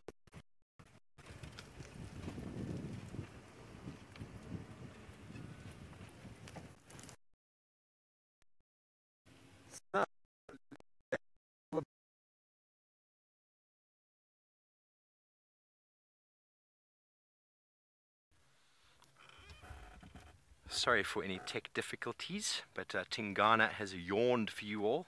You're back with us, and we are with the Duke. He is walking along those prominent game paths, and, well, keep going that way, sir. You're going to walk straight towards us. What a gem. What a gentleman. The Nyal has all moved off, and he walked right past where they'd been standing without even a cursory glance. It just goes to show that leopards won't expend energy when animals are in groups, unless the advantages are on their side, mainly being it quite dark or if the wind is blowing. If the wind is blowing, it makes it much easier for them to stalk closer, but he's a very, very well experienced cat, and so he knows that trying to sneak up on a herd is a much harder than an individual on its own, and very opportunistic. They will take and fight their battles when they need to, and run when they need to. So Co-Sider, you say his tongue is hanging out. Well, his bottom jaw, because of that dewlap, is just so heavy and just hanging down low, isn't it? And, well, he's also quite warm. It's still not cold, and he's been walking for quite some time today. For judging by the distance the tracks have covered, he has walked all the way from Buffelshoek all the way down. It's not an enormous distance, but for a leopard with fur covering its body, walking in the heat of the day, it is quite something. And, well, he's walking on exactly the same pathway that I've had him on before. We're going to try and keep up with him, but first he's going to stop and give us a very regal pose. He is not walking in a very territorial sort of fashion. He's obviously very interested in getting something to snack on. The rain was 2-3 days ago now, and he's probably done a lot of scent marking, and, well, this time of year it's very hot, and he maybe assumes there's going to be more rain again. Ahoy, Bacon. What soggy skin. Well, he does seem to have a fair bit of soggy skin there around his chest and his throat area, but the dewlap on the neck is part and parcel of what happens with male leopards as they get bigger. It adds to their strength and to their size, and I'm going to move because I've got him behind a little stick. Ah, that is how you do it, Tingana. You know how to pose like the best of them, don't you, boy? Yes, he does. He is the man of the hour. Now, these are the kind of shots that on safari, if you can get your guests into these positions with a leopard sitting on a termite mound, well, it is first prize. So many of the leopard sightings I've had in my life before coming to the Sabi Sands are just the faintest glimmer of a cat disappearing through the thickets, or looking at a leopard through the thickets with binoculars as it stares back at you from a vehicle, of course. And so the photography of leopards in the Sabi Sands is world renowned, and if you want to capture leopards on camera and you want to show and film and frame these beautiful photos to put on your mantelpiece, well, these are the areas to come to. Obviously there are other reserves as well, but Sabi Sands is world class when it comes to leopards, and, well, isn't he a beautiful boy? Kimberly, indeed. I think I said that before already. He is very regal, but the skin is loose around sort of the chest area. I'm sure he's lost a little bit of weight in his age. He's still a big leopard, but he definitely isn't as bulky as he once was. As with everything, as we get older, we lose a little bit of condition, but he's still looking in fine form. And, well, we're probably going to experience a little bit of a sawing motion from him a little bit. Those of you who don't know what sawing is, I'm not talking about the actual cutting of wood, but it's a territorial call of a male or female leopard. It sounds like a plank of wood being chopped with a bow saw. But for now, we're going to try and follow him as he continues to head on south. Unfortunately, he is on the pathway that I have been on with him before, where he might jump over to Chitwa. I hope not. Maybe he's going to do a bit of a left turn somewhere over here. We will just follow him and see exactly where he goes. He just scent marked this little bush a moment ago, so may be prepared for one of the nicest smells. And sorry about the branches there, Gert. One of the nicest smells in the bush is leopard scent marking. I don't smell it. It smells like popcorn. Now he's going to rub his head again in a moment or two against the branch. He's moving, stopping, moving, stopping. He's not on any serious mission at the moment. Listening as he goes. Listening as he goes. The beautiful backside of the leopard. This is what I saw of Hassan the other day on foot, was just his rear end as he moved away from us. Easily to identify a male leopard by the size of that neck. It's not, yes, Sam, it's not a bad rear end at all. A leopard, male or female, the females have got very delicate, what's he done? He's stopped like a pointer dog, a bloodhound. Females have got very delicate and sort of elegant necks in most species, leopard species of course, and the males have got this big thick set dewlap. Obviously when they're younger they don't have it, but they're still a lot more thick set than the females.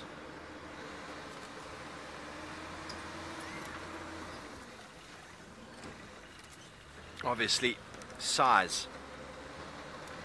Yes, everyone is saying he is in need of a meal. Well, I don't know if anybody knows when last he ate. Need to chat to the Buffelshoek guys, because he's been up north for the last couple of days. So I wonder if he has had a little snack.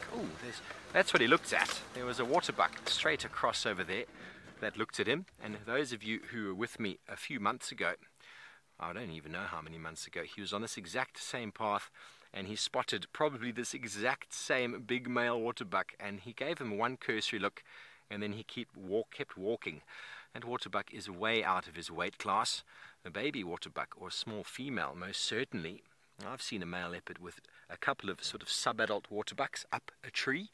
That was incredible to see. I've never seen Tingana with a waterbuck. I've seen Tundi with a couple babies.